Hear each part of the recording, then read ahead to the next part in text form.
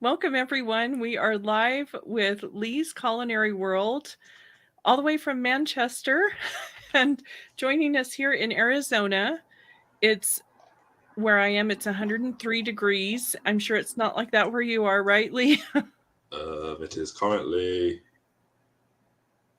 60 degrees, Oh 60, my 60 degree Fahrenheit. I God, even 60 got it degrees Fahrenheit. converted. I don't know how to convert it. Oh, I've converted it. That's what it is for you guys. 60 degree Fahrenheit, which is Oh, about, Fahrenheit. Okay. yeah, which is about in Celsius. Uh, is 22 degrees Celsius. That sounds so nice to be at 63 degrees. Yeah, it's really, really hot here. We could actually go outside and cook eggs on the sidewalk. People have done that in Arizona. But that's not what we're going to do here today. We're going to talk to you about your channel. Yeah. And tell me a little bit about your channel and why you started making YouTube Well, videos. well, I didn't start making YouTube videos by myself. There was myself and two others, and we created one channel. And we branched it out. So I did the cooking side. One of my friends did movies and comics, and someone else did gaming. So we each had a main cooking channel. For me, which was FoodTube, and then them two had their things, but we were called Quite Abnormal to start off with. But then we all split. Then I took it solo. I downloaded all the videos and re-uploaded them to my original channel, which was called FoodTube Leigh.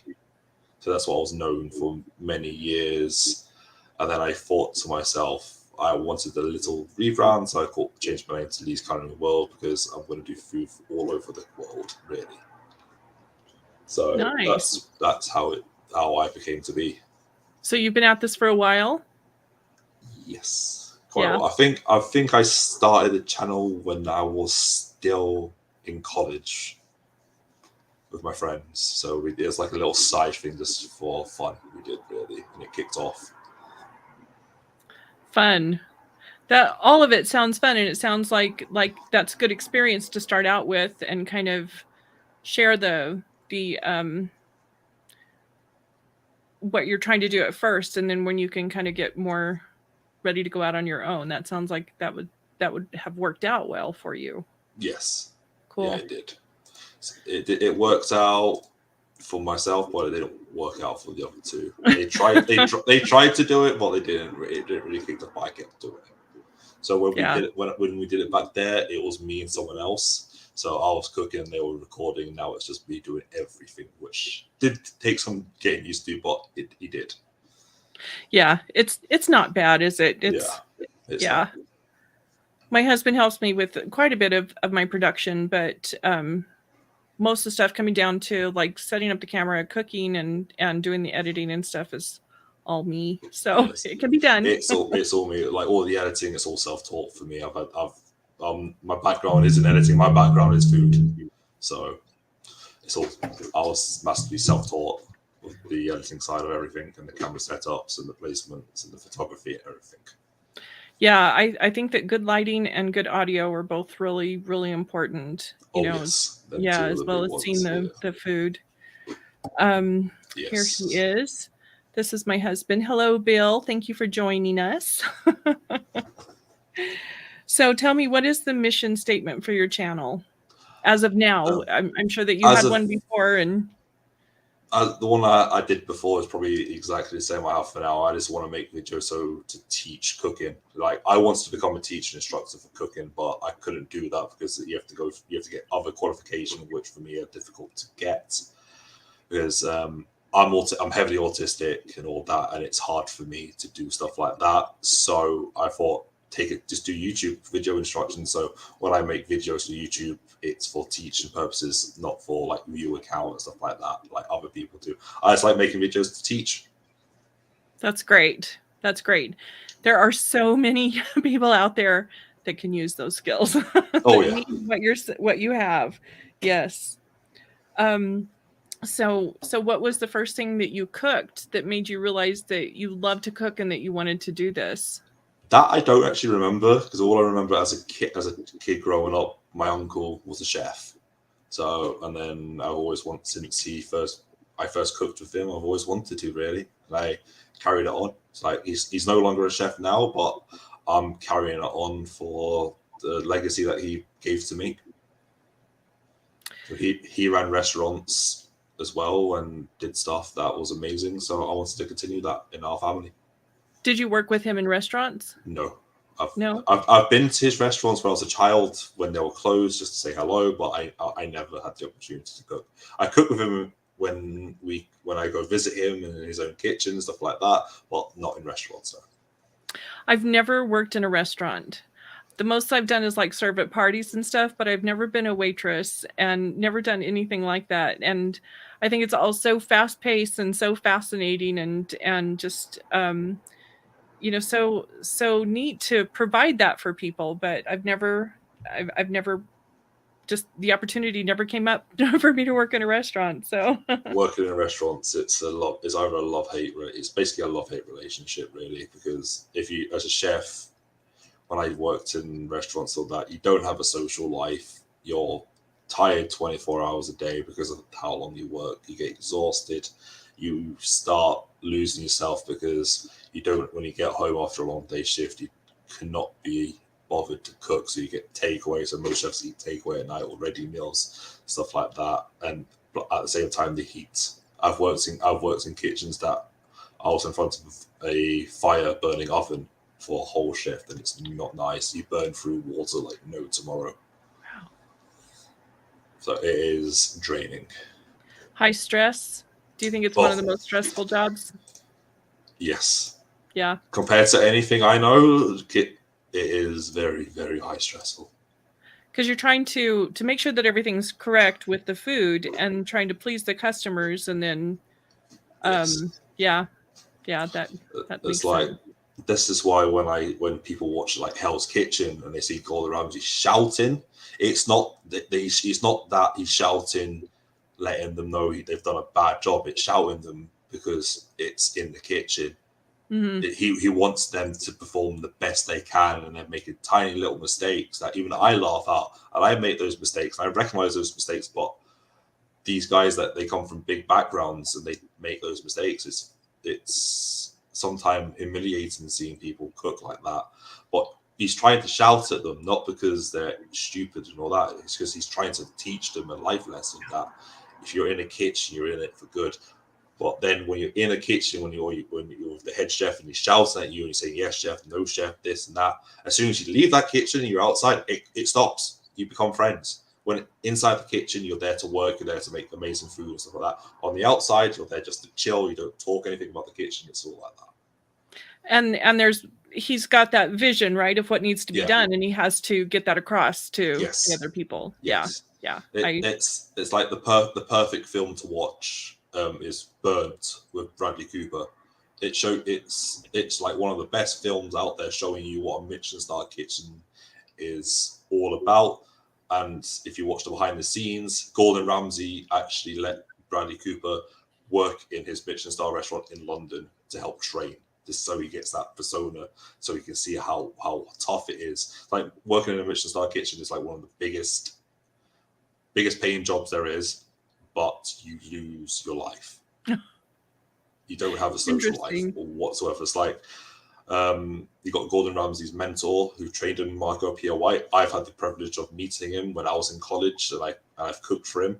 He did a seminar that's on YouTube about his whole life, and I've watched that so many times because it's very inspiring. But he lost his life when he first started.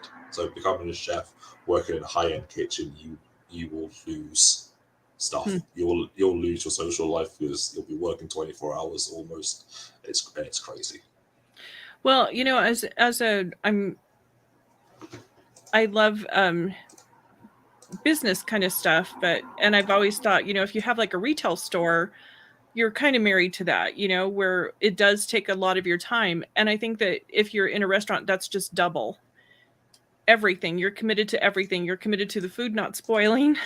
You're committed to really serving the customers, and like at a retail store, if they're not happy with something, they can return it and get something else. And when that happens in a kitchen, it's time is of the essence, and it has to be done fast and good. Yeah. Interesting. So what is your favorite thing to cook? I've got loads. I don't have one singular thing. It's like I used to love making desserts, bake stuff like that, but then I ended up slowly moving away. So I think my favorite thing to make up to now is lasagna. Really? It's my go-to comfort food. Huh. Interesting. And you make your own sauce from scratch? Oh yeah, Yeah. yeah. You have to. Yeah. When I was a child, when my mom made it, she bought the sauces, but she used to add other things to it to do it. And my mom's lasagna, even though she uses sauces pre-made, I still love it. It's the best one. But yes, but when I make it, I do fresh. All my sauces are from scratch. Has to be. Well, nice. Have you ever made vegetarian lasagna? Once. Once? Yes. That was enough? Oh, I only made it once because we had to make something. This is when I was in college again, and you had to make something vegetarian. And I thought, let's just make veggie lasagna just because it's one of my favorite things. And I thought, why not? I think that there's some recipes that are really good as vegetarian lasagna. Yeah, that it's. I think it's one of the easier things to make vegetarian that It's turn out one really way. well. Plus, it's one way to get veggies into kids as Yes. well. Yeah, absolutely. So what do you not like to make? Seafood. I'm not a very big seafood person. I like fish, just not like I'm not a massive fan of seafood though, so I won't do clams, shellfish, lobster, anything like that.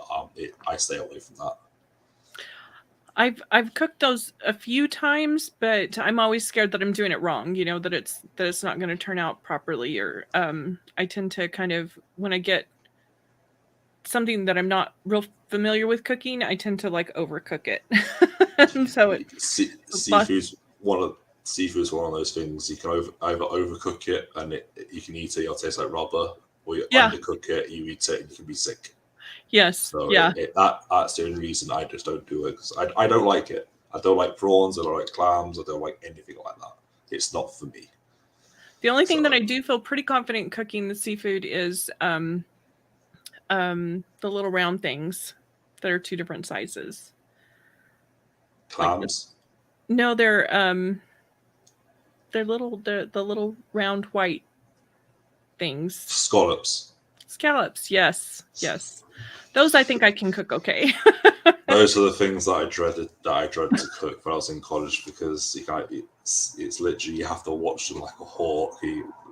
1 second over, they're ruined, 1 second under, they're still ruined. So it's playing that fine game. Yeah. I do have a shrimp recipe that I'm about to cook, but that's another thing. I just kind of overcook mollusk. Bill says mollusk. No, they're not mollusk. But, I feel like I'm okay with shrimp most of the time, but hopefully I'm cooking those right. So, is there something that you thought that you wouldn't like, and you cooked it, made it for yourself, and then you ended up loving it? I don't actually know, really. I've not really. Most of the stuff I make, I eat and I enjoy. I don't really think there's anything I've had. I think the one thing it was that I was skeptical about was black pudding. What's in that? It's pig's blood. Ugh. So in where I'm from in Manchester, we have somewhere called Bury Market. It's famous for black pudding. So it's basically pig's blood in like a net with fats and rusk and everything. And then it's massive on an English breakfast. So I always was scared about eating that. But when I tried it for the first time in a cafe, I fell in love. Interesting. So when you get your head around that, it's pig's blood, but when they make it, it's the powdered pig's blood, so it's not the liquid stuff. So it doesn't really, you can't really taste it. All you can taste are the herbs and all the spices in it, but you can taste it like 1%. You can taste it, but you can just taste spices. And ever since I did that, I've always cooked with it. Interesting. Huh. I don't think that I've had anything that's like even close to that. The only thing that may be similar is Menudo. Have you had Menudo? No. I think I've heard of it before, but I totally forgot what it was. It's made with tripe. So like the cow intestines. Yes. Now I remember. I'm not a massive fan of tripe. I have tried it as well. Yeah, there's pasoli is similar to me at least it's similar to menudo, but it has hominy in it instead, and that's okay. But I don't like the tripe. There's a lot of, like you say, there's a lot of really good spices in there and stuff, but yeah, the tripe is kind of chewy. Yeah, definitely, it is very chewy. Is there something that you would like to try to eat that you haven't had the opportunity to have? Straight away, Wagyu beef, A5 grade Wagyu beef. I see on YouTube, I see people cooking with it. I'm like, my family have had it, but I've never had it. So it's the one thing I've always wanted to try. But I know it's so expensive, but I've always wanted to try it. I have tried it, but I've tried it at Arby's, fast food restaurant. I know, right? Like, it's the one place. If the fast food in the UK did Wagyu stuff, I'll say no. I want the proper stuff, not the pre-cooked stuff. No shame in that. So there's another type of beef that's like that. That's really high end. What is it? It might be called. Is it called the Kobe beef? Yeah. So what's the difference between the Wagyu and the Kobe? All I know is that Wagyu is from Japan.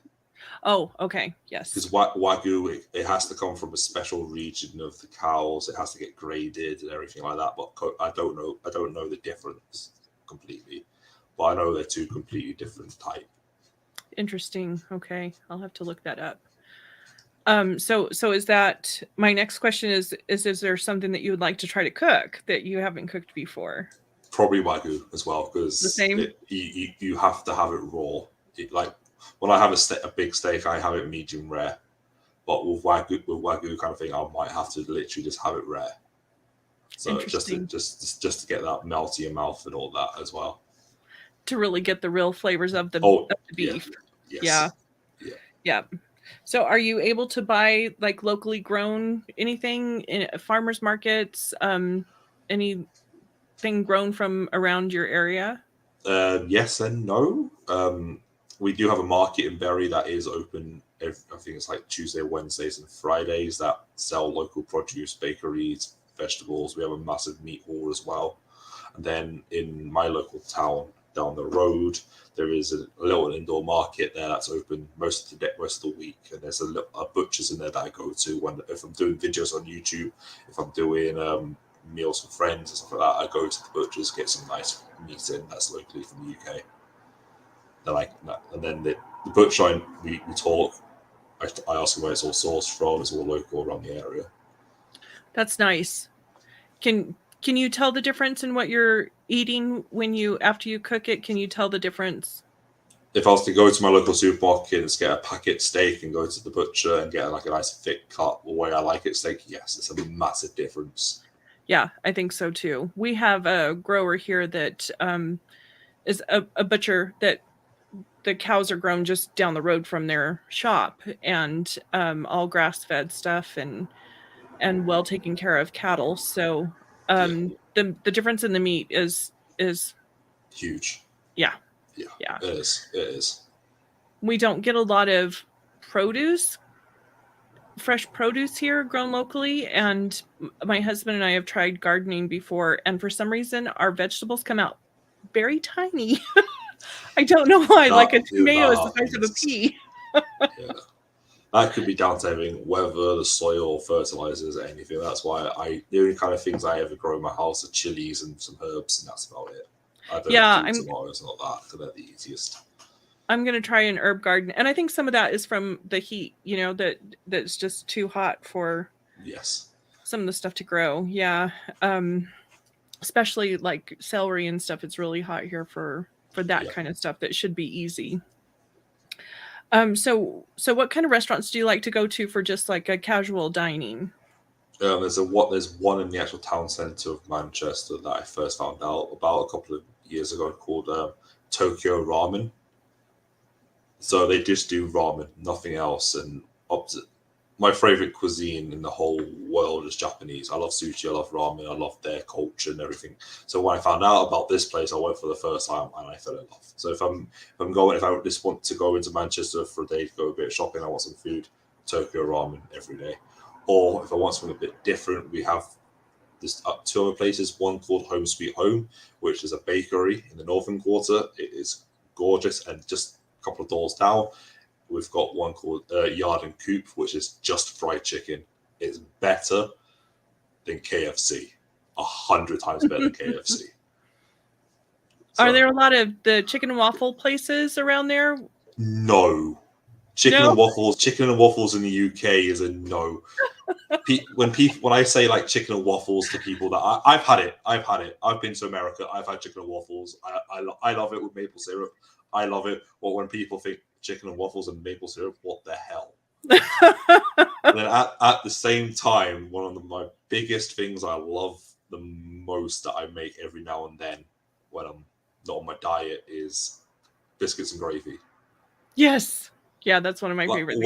When I say to my friends in the UK, "Oh, I'm going to have some," I really want biscuits and gravy. They look at me because when we say biscuits, we think of cookie kind of thing, cookies, digestives, stuff like that.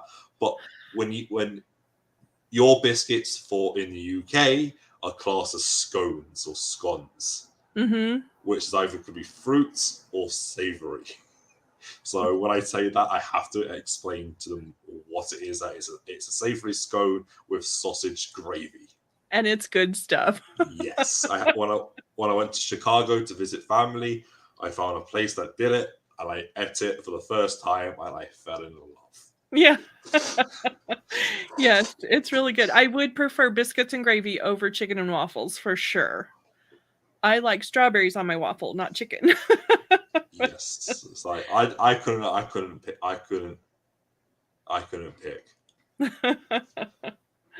So we've got weird selection. Is that chicken and waffles? Are you talking about chicken and waffles? He's talking about both. I know him in real life. He's one of my friends. Cool. So he's talking about both. I know that for sure. So is there a fast food restaurant that you do go to? Not really. If I want something fast food and I've got the time, I'll go to Domino's Pizza. Oh, really? Interesting. Yes. Do you guys have Taco Bell in the UK? In Manchester, we have one. Really? I think when me and my friends were actually looking at this, in the whole of the UK, I think it's only about 25. In the whole of the UK, and there's only one of them in Manchester. And I've been into it a couple of times, and I don't rate it. It's not. I can make better Mexican food in my kitchen downstairs if I wanted to. It's just probably like one of the cheapest restaurants that you can go to. You know, like they have like this huge 99-cent menu. You know, that's if you need something really cheap and fast. McDonald's does that here. They're £1, which is basically your 99-cent thing or $1 thing, is huge. Yeah, McDonald's has gotten better at that here. It's like you can get a chicken burger for £1 here. Oh, cool! From McDonald's, it's crazy. Yeah. There's sometimes where I just like crave fast food. You know, like I just need some MSG. But yeah. MSG in the UK is, I think it's banned in the UK. You don't see it in the UK. That's you don't good. Really see it. I think it's that. But one British YouTuber is trying to change that. He's trying to change that with egg fried rice. Let's see. I went to a burger place today and they put waffle on my burger. There we go. Taco Bell's, yeah, they're Mexican pizza. You know, there's this huge thing about Mexican pizza not being available anymore, and I have been a big Mexican pizza fan. But yeah, I don't go to Taco Bell very much. We have a local place here, mom and pop place that's fantastic, really fresh. Yeah, there's a local there's a local Mexican in Manchester as well. They have two locations, and their tacos are just top notch. Yeah. That's one thing that it's hard to make it through a month or two without having tacos. They're kind of a staple. They are. What is the typical dish for your area for that region? I actually don't know for the north. There's loads. Like I said before, I think the typical region where I am is black pudding. Manchester and Bury is known for their black pudding because it's huge. Interesting. Okay. So I'm thinking about it now. I think that I have heard of black pudding before and just not connecting that, Yeah. So, did you say that you have made that yourself as well, or do you just eat it when you go out? I usually want to go out or buy it. It's a very long process to make it. Interesting. So is there one dish that is your like easy go-to, I'll make this now because I don't have time to cook a whole bunch of other stuff? Is there something like that's that for you? Egg fried rice. When I'm hungry, I go downstairs and have some. I'll admit it. I use packet if I'm in a rush. I always use packet rice just to make it, just so it's a fast. Throw some chicken in there, throw some veg in there, a bit of soy sauce. Food for under 5 minutes. Done. It's easy. Cool. So the rice is pre-cooked. Yeah, it's like you put the microwavable rice stuff. Oh, cool. I have that in just if I'm in a rush, but most of the stuff in my kitchen is all fresh. But I have packet rice there when I'm not in the right frame of mind. That's what's very fast. And do you put an egg in it? Yes. An egg and then just whatever vegetables you have or frozen vegetable? I stay away from I have a freezer, but I don't use it. I don't like frozen food. I don't like frozen meat, stuff like that, because I can taste the difference between frozen chicken where it's been defrosted and fresh chicken when it's not. So everything's fresh, really, for me. I do like frozen vegetables because I tend to cook sporadically, and so I don't always use up what I have fresh.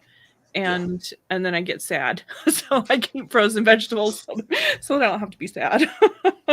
Yeah. So here's my big question. Have you ever cooked with grits? Never cooked it, but have had it. So if you were forced to cook with grits, what would you make? Oh, God. Deep fry grits. Get the grit, cook the grits, set it, like put it in the fridge, cut it into like French fries and deep fry it and serve that with dip. Wow. Okay. Because I've seen people like fry it like a patty kind of, like maybe like a hash brown kind of thing. I've seen that and eaten with maple syrup. But you'd make it into some like a savory with a like kind of like a mayonnaise based dip. Yeah, or ketchup based, honey mustard, sweet chili. Very interesting. I think we should start a challenge of is Adam Duck a cook? He doesn't. No, he's not. No, he's not.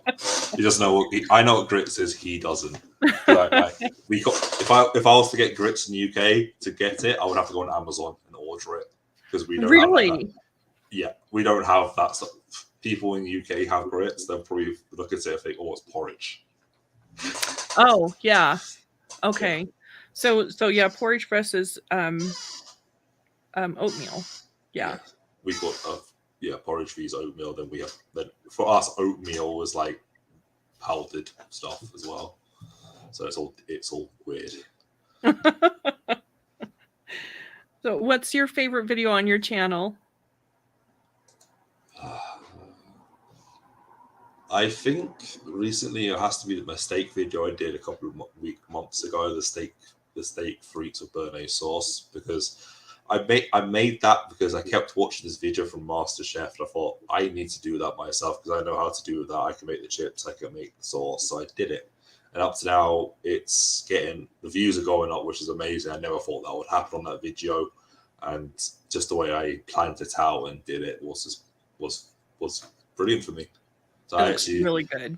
I really had fun doing that video. And I thought most of the videos I have fun making all my videos, but that video I really had fun making. Cool. That's nice when that happens, huh? Yes. So, what advice would you give to someone that's learning how to cook? Like maybe Adam Duck? Sorry, knows Adam. how I to, don't know if you know how to cook or not. he knows how to cook little things. What would your advice be? Don't get scared. Just do it. Yeah. It's like when people have a recipe and they follow recipes, you don't have to follow the recipe. I learned this from Marco Poi. A recipe is only a guideline. You make it how you make it. But when you're baking and doing pastries and desserts, then you follow it to a T, because baking and pastries, that is a science. If you miss out on an ingredient, that whole thing goes down. If you miss out what, like a vegetable in a stew or something, nothing's going to change. You just missed out a vegetable. It's still going to be amazing. So when you're cooking normal food, a recipe is just a guide, but with pastry, follow it to the T. So just don't be scared. Just find a recipe and go for it. That's really good advice. Yeah, there's some substitutions that you might be able to make with Yes. baking, but you do want to make sure that the chemistry is there. Yeah. Yes. Cool. Yeah, I think that my advice would be to keep the heat low until you know exactly what's going to happen. Watch the heat, and then always make sure that you're adding salt to stuff, because that's going to transform the flavors of everything else. So just don't add too much. Just don't add too much salt. Just don't add too much. I normally take salt. I don't season very highly. I always season to my palate, but if I'm cooking for friends, then I like to season a bit more, because I don't really like salt.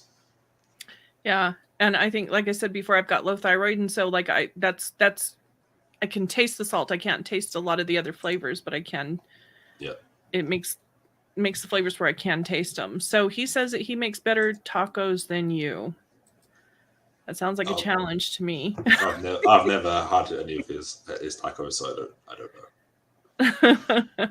And he says that you taught him how to sharpen knives. Yes, I do. I sharpen my knives downstairs in my kitchen. I've got a sharpening stone and stuff like that. So he's probably seen me a few times doing that. It's like one of the good key skills to have in the kitchen, how to sharpen knives. Really. I am really afraid of knives, and I have the kind like the Ginsu knives that you don't have to sharpen, which is really bad. And I get along well with them, and I don't think I have a lot of good skills with knives, but I'm watching YouTubers and trying to learn. One of my friends, Black Cat Kitchen, she did a short on how to properly cut stuff, and I think that she showed a lot of good stuff that really changed the way I do stuff. And it's nice to be able to see that.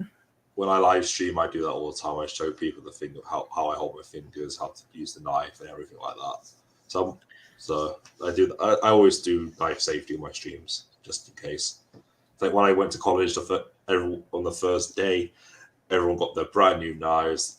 Everyone managed to cut themselves, apart from myself. But as I was literally putting all my knives away, nicely in my folder, I cut myself. Literally, as I'm not even cutting anything, I'm putting my knife away. I managed to cut myself on the tiniest, on the little knife, not on the big knife. No. Just the little knife. I literally nooks my finger. If I could have like those little kitty knives, that safety knives, I would use those. Those would be my favorite. But I know I need a little bit more than that. Yeah. So I recently bought myself a griddle to make pancakes. I made one video making cheeseburgers with it, and I haven't used one for a long time. Is there something like that you have, a small appliance that's your favorite? I like everything in my kitchen. So I have certain pans for certain dishes. Like I have a stock pan for like soups and stuff like that. I have a saute pan. I have a frying pan that I just use for eggs. Nothing else, just eggs. Yeah. It's literally solely just an egg pan. Nothing else touches apart from eggs. I have one that I use just for eggs or sauteing mushrooms. That's the right pan for that. I have a small non-stick pan just for fried eggs, scrambled eggs, omelets, and that is it. Yeah. It's the way forward. So when I was watching your cookie video, your triple chocolate cookie video, which looks really, really good, I've got to try that out. you're mixing by hand, and I've seen Yes. some other people in the UK mixing stuff like that by hand. Are mixers not very popular there? They are. I do have a mixer. I like when I'm baking. I like to be in control of it. I like to get involved. With a mixer, you literally put it into a bowl, you turn it on, you leave it. I like to be there. My hands get sore. You switch your hands, but I like that because that's you're getting involved. You're not letting a piece of machinery to do it. Some machinery you do need, like in a professional kitchen. Yes, if you're making like 100 cakes and stuff like that, you'll need a professional mixer. You're not going to do that by hand. But for my kitchen, I don't mind hand thing. I have a hand whisk as well that I use every now and then, but I do everything by hand mainly.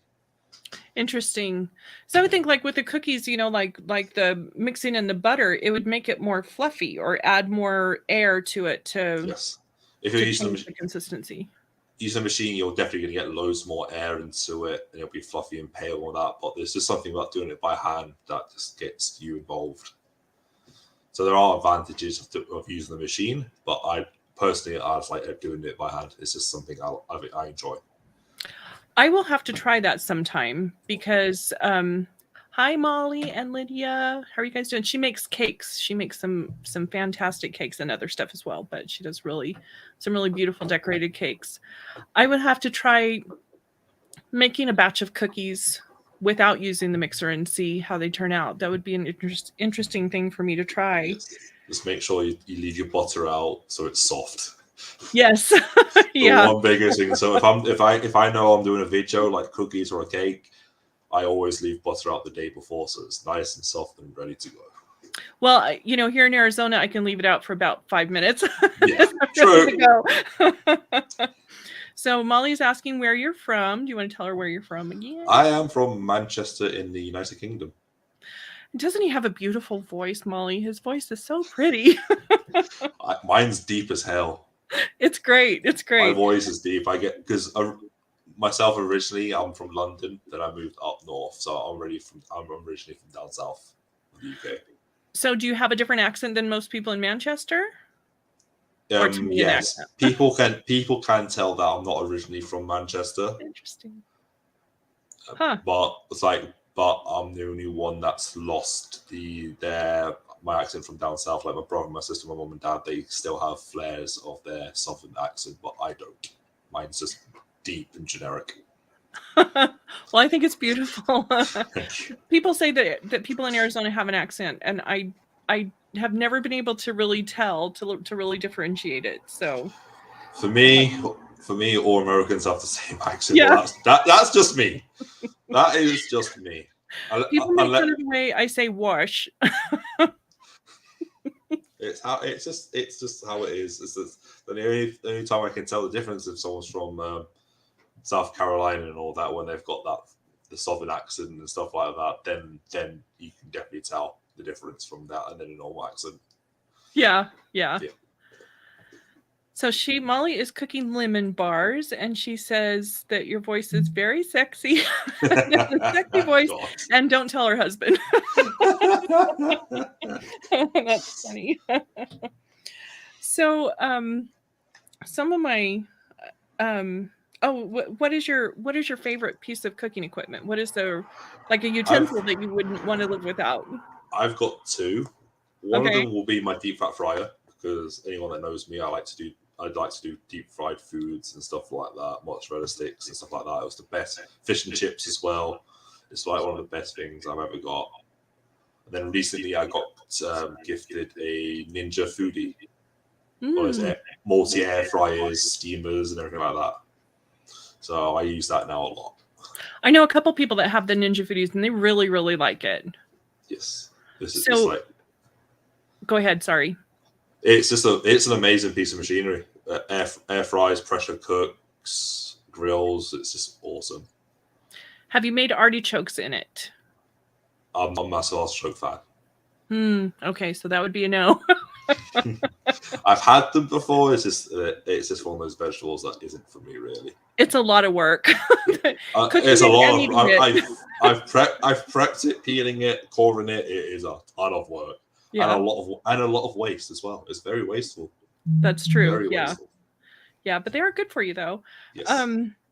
So we have a restaurant here called Macaroni Grill and Italian, and they have an Italian nachos where they take the lasagna noodles and deep fry them and then cover them with white sauce and peppers and onions and tomatoes. Have you ever had anything like that? No, but I have seen something that I do want to try and make that's similar to that. It's called, I think it's, I saw it on either taste. I watch tasty videos. I even watch my favorite all time. I'm probably gonna get shouted at for this. My all time favorite American food show, Diners, Drivers, and Dives. I love that show. I binge watched that on YouTube. I binge watched it, and I don't know if I saw this thing on there or somewhere else. Deep fried lasagna. You get the lasagna. You get the lasagna noodles. You roll it out. You cut them into strips. You put some meat sauce. You put some white sauce, and you roll it, bread it, deep fry it, and serve it with some red sauce. Man, I think you got to try that. That sounds amazing. Yeah. I don't know if that was from that. I don't know where I saw that, but I remember seeing it on YouTube, so I really want to try it. Yeah, that sounds really good. Well, the nachos were wonderful, and you almost never see anything like fried pasta, you know. No, you don't. And I love fried dough of any kind, but the nachos were really, really good. So Molly says that she wishes that she could eat deep fried food. I don't really make a lot of deep fried food. I do have French fries way too often, but I love deep fried stuff. I've had to stop because I'm on a diet now. I'm on a calorie control diet, so I have to watch what I eat. And deep fried foods are heavily in calories because of the oil you're frying in. So I only ever use it now if I'm on a bad cheat day or something like that. Or when I've got some friends coming over, I'll use it. But I don't use it all the time anymore. I used to use it day after day after day, and then I don't do that now. But it's still an amazing piece of equipment that I've got in my kitchen. Yeah. So she was saying the air fryers are a good alternative, and your Ninja Foodie, that's an air fryer, right? It's an air fryer. It's a steamer. It's like one of the multi expensive ones. It's huge. It takes up. You can fit two fryers where that is where that is in my house, in my kitchen. It's huge. So she says that kale chips are good. They are good. I do like kale chips. I don't like making them. For some reason I've never gotten them right, but I've bought kale chips and they're really good. Living creature loves deep fried. Yes, that's true. I think it is in all of our DNA. Yes, predisposed to like that. The other thing that another fried food that I absolutely love is Monte Cristo sandwich. Have you ever had that? I know what it is. I've not had one. Oh my gosh, it's good. Good food. Yeah. Really not healthy at all. Healthy, but good food. Yeah. So, if you could cook for anyone in the world, past or present, who would you want to cook for? Oh God, that is a hard one because up to now I have cooked for some people that I like. I think if I was to cook for anyone up to now, how is that right now? Like, or past or present? Past, living or dead? Yeah, whoever, anyone. My granddad. Really? My granddad, yeah, because I never showed him. I didn't really do that much cooking, so I wish I did. So my granddad has to say. That's cool. Neat. My husband loves food. He loves to eat. He'll eat anything unless it's got banana because he hates banana. And so like he's always excited for anything that I cook. So that's really fun. It's fun to cook for him. So let's see. Adam says deep fat fried Mars bars. We have those at our county fairs here all the time. Mars bars, Snickers. That's Scotland for you. Scotland does deep fried Mars bars, deep fried pizza. Everything. Yeah. And I know your county fairs do a lot because they do deep fried Mars bars, deep fried lemonade, deep fried butter, cookie dough, ice cream. Exactly. I have seen. I want to go to a county fair just so I could try funnel cake. Oh, funnel cake is amazing. So good. I've seen it so many times on shows and fairs. I've wanted to try it. Molly, have you had funnel cakes, Molly?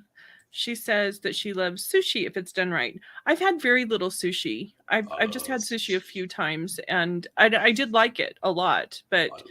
it's again, we're kind of limited where I am, and so Yeah. it's not something that's readily available. I've interviewed a restaurant that's a couple hours away from us that's a sushi bar, and they do good stuff. And yeah, wonderful answer. That's really cool. Fried bananas? I don't know. He's like really picky about bananas. Fried bananas is Oh. like fried bananas in the UK is a dessert that people have at Chinese restaurants and Chinese things. It's always deep fried bananas and syrup. Oh, interesting. Yes, it's literally, if I go to any Chinese takeaway, I presume they will have deep fried bananas with syrup. It is sickly as hell. I will have to see if I can ever try that, because I would like to. I think that would be an interesting thing to try once. Yeah. So Jim's Kitchen says, I love bacon wrapped corn dogs. Never had a corn dog. Corn dog. So you've had a corn dog before? Never. No? I've always wanted to, but I've never had them. Another thing to go to the fair for, corn dogs. Yes. I never liked them when I was a kid, but now I like them. And like when Sonic has their $1 corn dog day, I might go get one. And lemonade. Not deep fried lemonade. Elephant ears were my favorite fair food. Yeah, they're very similar to a funnel cake. And with that powdered sugar on them, they're really, really good. Bacon wrapped peanut butter cups at the fair. You get bacon wrapped peanut butter cups? Bacon goes well with anything. Yes. Bacon and chocolate. And Molly saying hi to Jim. And Jim saying hi to Molly. So as far as your channel goes, what kind of service do you think that your channel is providing for the world? Teaching, really. I want to get cooking teaching out there and demonstrations and stuff like that, really. I do it because I want to teach people different ways to cook, different types of food, and not just the standard foods that we see day to day, like burgers, stuff like that. So I do a variety of foods. Even if I've never made it before, I'll make it once as a tester. And if it works out, I'll do it as a video. Showing people that it's not insurmountable, right? No, that people can cook and it's can not be like done. It's not like fine dining when you need tweezers to plate your foods and all that. You literally can do anything, really.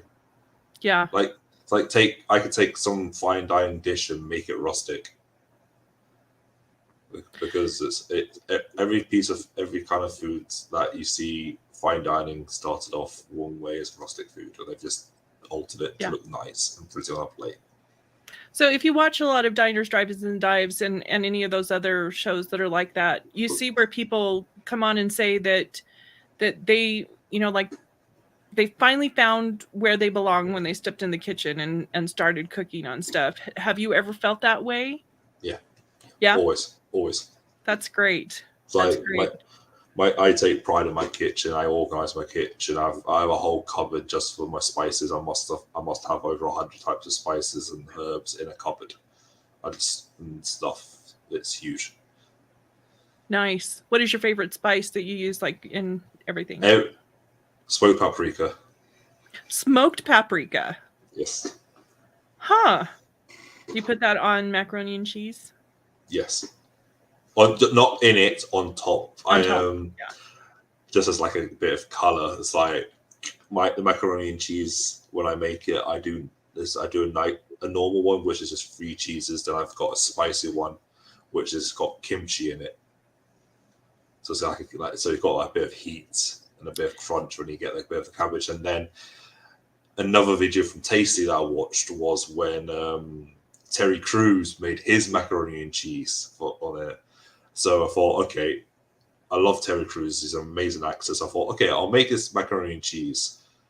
He uses cottage cheese in it, and I'm not a massive fan of cottage cheese, but I made it how he made it, and I fell in love. Wow, really? It's not a gooey mac and cheese like a very heavy sauce. It's like he bakes it, and when he takes a piece out, it holds its shape. It's so nice. So I would think that would totally change the texture. it does a little bit, but it's still macaroni and cheese because cottage cheese is technically still cheese. Yeah. So yeah, it's lovely. That's where I use paprika from, because he said there's a bit of paprika on top just for a bit of color, so that's where I started from. Cool. What is your least favorite spice then?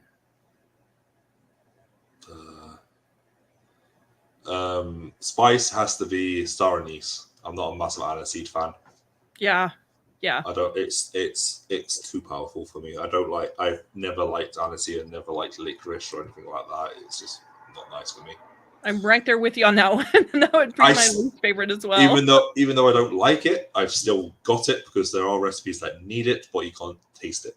Yeah. Yep. I feel the same. I use a lot of garlic salt and everything, and salt, Yes. sea salt. Cream puffs were also her favorite at the fair. Yes, cream puffs are very good. I've made a lot of cream puffs in my life. Marmite. Nope. That's a what is it? A hard no. It's a hard no. I take it you've heard of Marmite. I've heard of it. I'm not sure what it is. Yeast extract. Yeast extract. Okay. You know, it's basically the how I got told it is the leftovers from making beer. Oh, so is that like different from Vegemite? The Australians have something called Vegemite, which is pretty much the same as Marmite. But that's I think that's made with vegetable yeast extract, though. But it is one of the grossest things I've ever had. But it is in the UK. It is a love-hate relationship. There's another thing that they call it yeast, but I don't think it's actually yeast, that a lot of vegan food uses for in place of cheese, or to make like a cheese spread, and I can't think of what it's called. Oh, one sec. Does anybody know? Molly, Jim, do you guys know what that is? Is it like flakes kind of thing? Yeah, like yellow flaky. Vegemite, something like. Oh my god, it's because I've cooked with it in my old job. Yeah, we'll have to think about it. We'll come back to that and see if we can find an answer. Yeah, I've got some in my cupboard and I can't think of what it's called. Okay, teaching is a great motivator for doing this. I know Jim, Jesse, and yes, we all, that's a great thing. Teaching and then being able to enjoy the food too. I think that's a really big thing. Smoked paprika. Cool. Did you put smoked paprika on your macaroni and cheese? Is it hot? It's not hot, is it? It just has a little bit different flavor. Yes. There's 3 types of paprika we can get in here. You get normal paprika, you get smoked, and you get the hot stuff. The hot paprika, that's the one that'll give you the heat. Oh, you can get a hot paprika. Yes, you can. Huh. Marmite is disgusting. So, Jim, you think so too? You think that Marmite's disgusting? So, are there people that like Marmite and use it for stuff? Yes. You have more people have it on toast. People have it with cheese on toast. What else? You can get crisps. Well, when I say crisps, I'm talking about chips for you. Yeah. Like Lay's and stuff like that. You can have that flavored crisps. You can have we have something called Twiglets as well, which are little sticks that are Marmite flavor, but they're like hard pretzels, like the pretzels, little pretzel sticks. So they're like that. It's interesting. Marmite's a love-hate relationship. My husband has recently found out how much he loves pesto, and so he's been eating pesto on Ruffles. Red or green? Really good. Red or green pesto? Green. Yep. Those two things don't seem to go together, though. Molly says that she's only had paprika on deviled eggs and potato salad. We put paprika on potato salad. Oh, that doesn't sound good. Yeah, he's saying the Marmite chip or crisps. Yeah.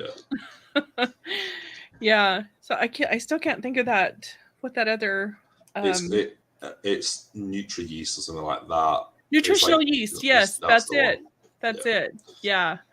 I have a bag of it. I've used it, I think, in one recipe where I just used a little tiny bit, but I need to try to make a cheese sauce out of it and see how it turns out.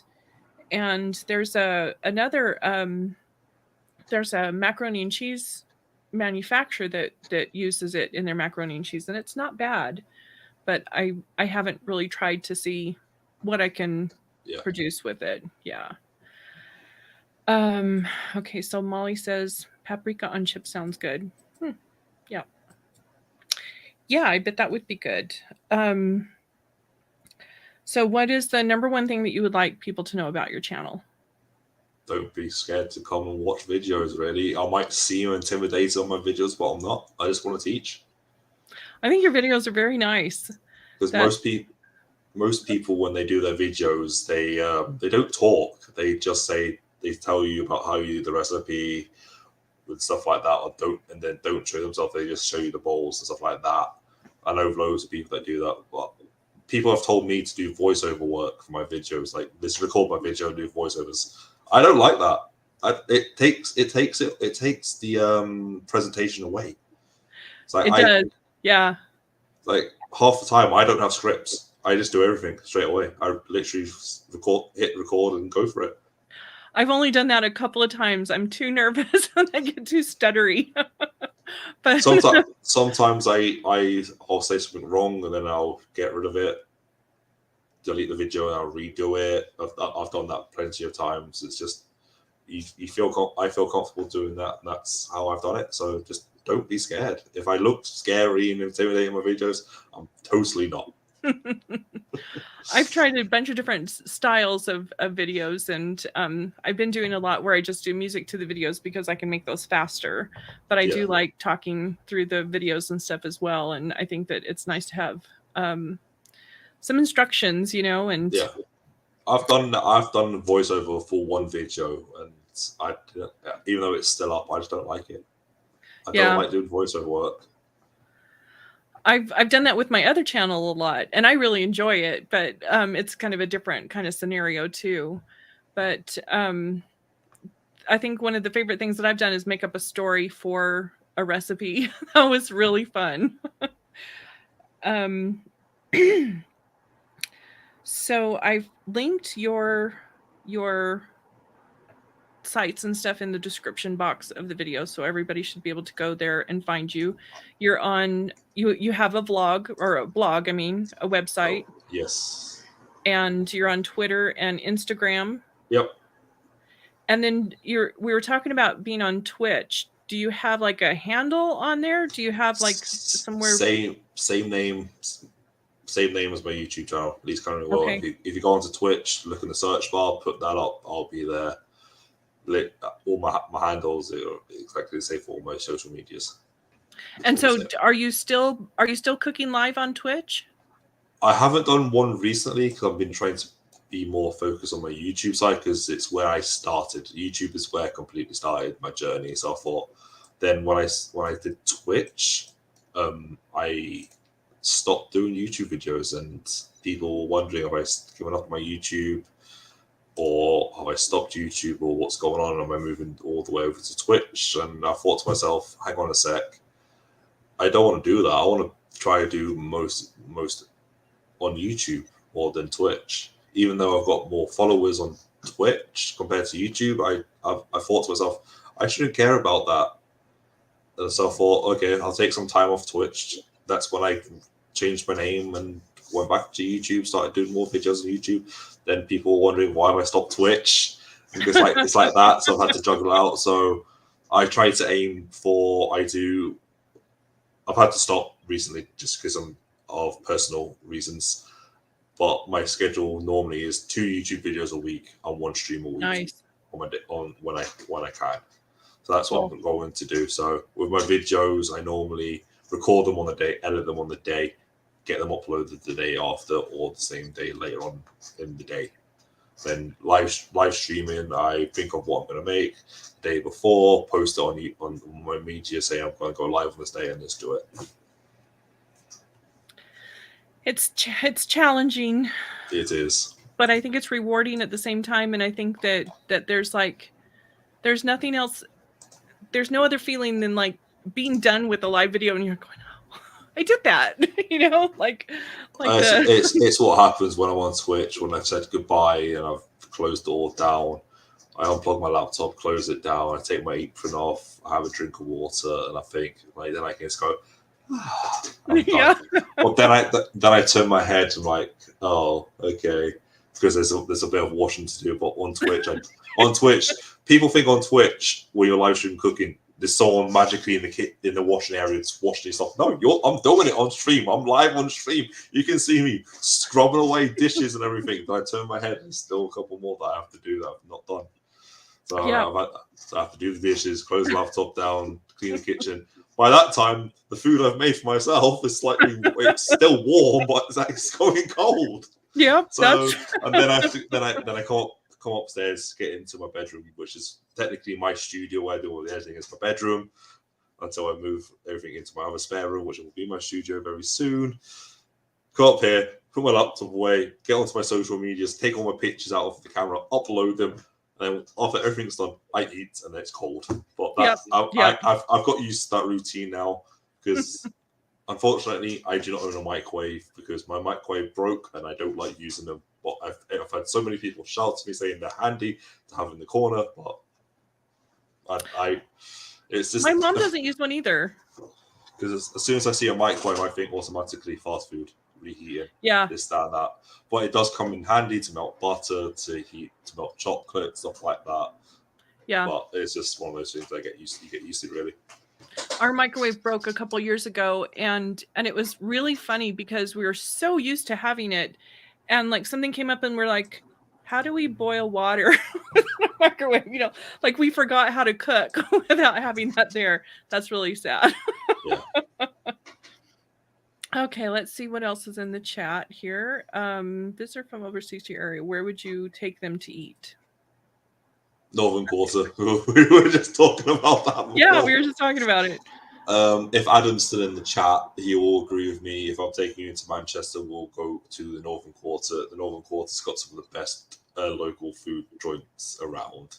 There's no takeaways. There's no big chains. It's all local people. There's some amazing joints there.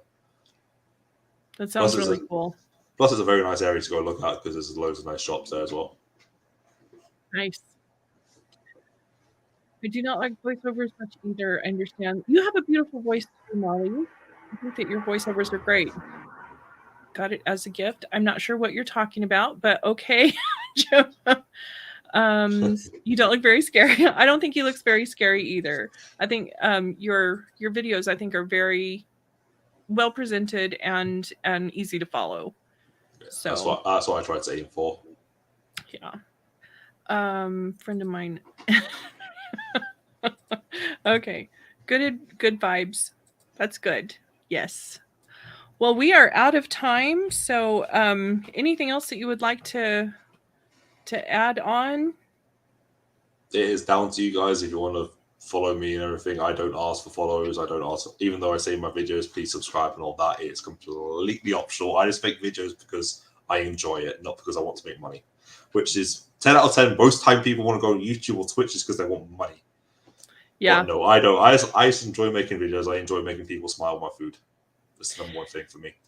Yeah, that's pretty much what I got into too. I like sharing the gluten-free recipes and that, sharing that gluten-free doesn't have to taste like cardboard, like some of the stuff does. That you can make some good gluten-free stuff. So Northern Quarters is like the hip area, lots of different selections. That's cool. Thank you, Jim. Thanks to everybody for being here. And Molly says that she'll follow you. Thank you. So it's a great channel. those you got to check out the triple chocolate chip cookies, Molly, and also I watched the meatballs. Those look really good. That kind of those kind of videos I'll do more because that's my low calorie cooking. So every time I do low calorie cooking, I post it normally up on my YouTube because it's different. It's like one of those. It's like you're doing the gluten free. I do post some vegan recipes up and some gluten free myself, but I'm trying because I'm on my low calorie diet. I post more low calorie as well now, so Nice. It's just different. Yeah, that's really good. Very good. Well, thank you so much for being here, and it was very fun talking to you. I really enjoyed it. It was fun. I enjoyed it. And maybe we'll have to do a collaboration with cooking grits. See what we can come up with. Why not? Why not? All right. Well, have a wonderful, I guess it's morning there for you now. Yes, it is. Yeah. We're just going into evening and it looks like there's a thunderstorm coming up. So enjoy the rest of your day. And thank you again for joining us. Really appreciate it. No problem. Good night. Good night.